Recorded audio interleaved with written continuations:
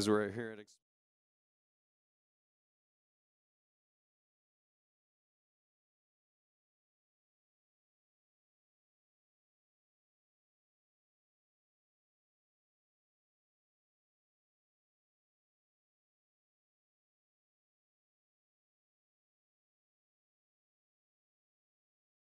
While not quite as ahead of its time as that old amp was, last year's 8200 CD player represented a big return to form for Audiolab and won our 2010 CD Player of the Year award.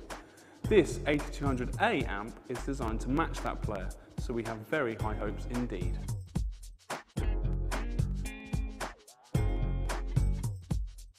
A lot has changed over the years, but there's still something reassuringly familiar about the new 8200A integrated amp. It mirrors the original 8000A's clean-cut appearance and retains a fair chunk of its electronic engineering principles too. This is no retro product though. While this amplifier is obviously related to what's gone before,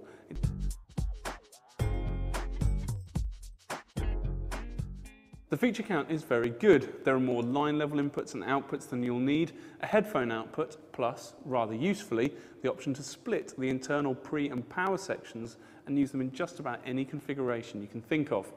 True, the power output is a rather conservative 60 watts per channel, but as ever it would be a mistake to get too bogged down in the figures. We found that the 8200A is more than capable of driving all sorts of speakers, from KEF's Q300s to our massive reference ATC SEM50s.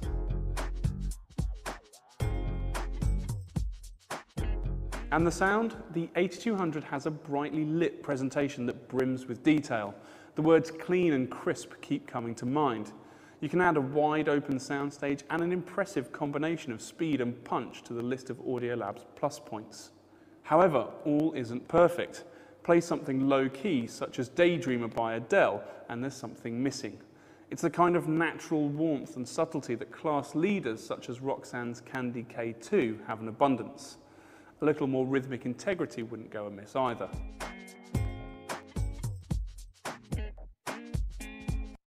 The Audiolab 8200A then. It's undeniably a very capable amp, with detail and precision to spare. But it's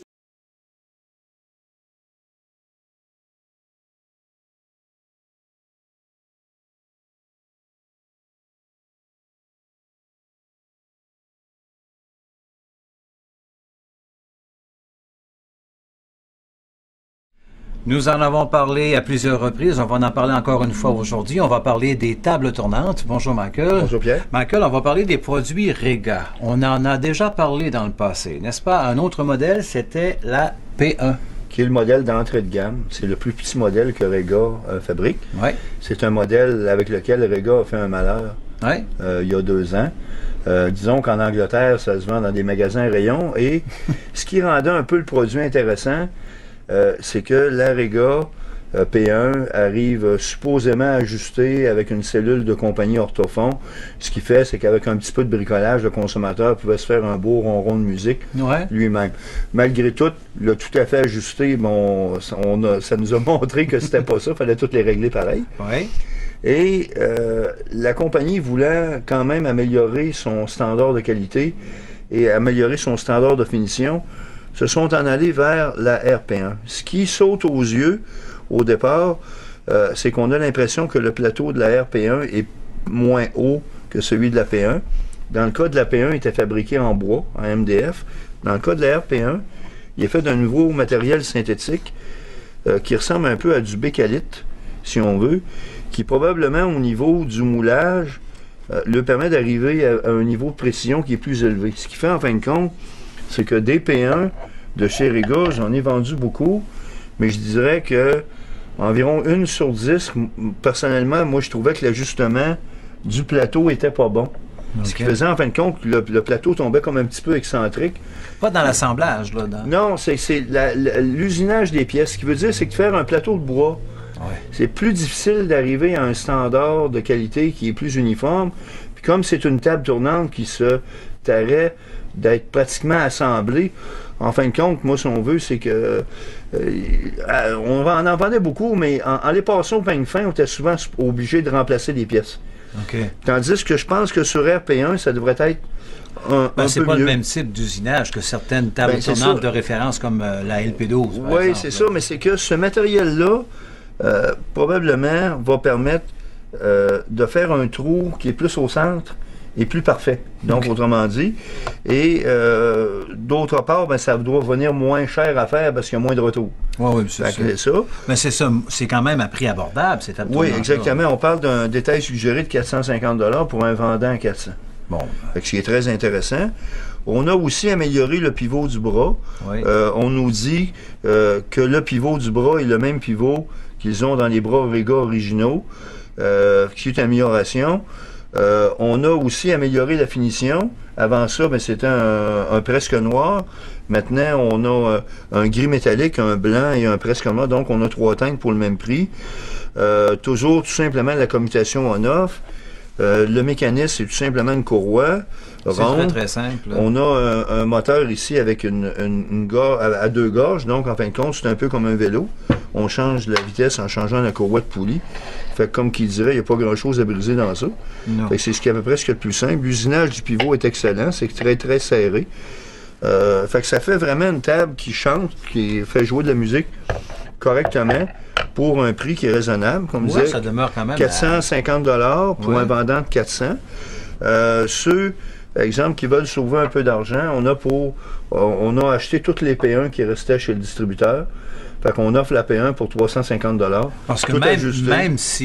même si celle-là a quand même quelques améliorations, la P1 reste un excellent produit. Oui, parce que la P1 arrive de compagnie avec une meilleure cellule que la RP1. Dans le cas de la P1, elle arrivait avec une Orthofon, une OM10, qui est Ok. une cellule d'environ 100 $. Mhm. Puis la RP1 arrive avec une cellule qui vaut environ 50 $ standard dans l'emballage. Par contre, c'est que dans tous les cas, Audiolite vous la montre puis vous l'ajuste. Autrement dit, quand ils sortent de chez nous, elles sont fonctionnelles. C'est votre fierté personnelle aussi. Hein, faut le Oui, dire, autrement vous êtes dit, si vous voulez en un amoureux des offrir tables une tournantes. en cadeau, c'est Oui. tout simplement, j'en ai de prêtes à l'avance, ou des fois, c'est tout simplement de lâcher un coup de fil au commerce, dire, regarde, je passerai prendre une P1 ou une RP1, l'avez-vous en main? Il serait possible de m'en préparer une. Je pense vais la je prendre. pense qu'il y a quelques années, je veux dire, on n'aurait jamais cru ça. Hein, après toutes ces années-là, quand on a commencé à faire cette émission-là, Michael, je veux dire, les tables tournantes étaient en train de disparaître complètement. Et puis aujourd'hui, ben, on assiste à une Pierre, renaissance. c'est plus cocasse que ça. Tu te rappelles-tu, il y a 6 ans, quand j'ai dit en ondes que probablement que dans 5 à 6 années, les CD, on n'en aura plus, les gens vont s'en aller vers de la musique informatique, puis les vinyles vont revenir, qu'on va vendre plus de tables tournantes que de lecteurs de CD. Ben, c'est ça qui se produit. C'est ce qui s'appelle. Quand on est dans le métier, on voit venir ces choses-là. Ben, en tout cas, c'est un petit peu gourou, là, mais je suis bien content. Très intéressant, Michael. Venez les voir ici chez Audiolite. Merci.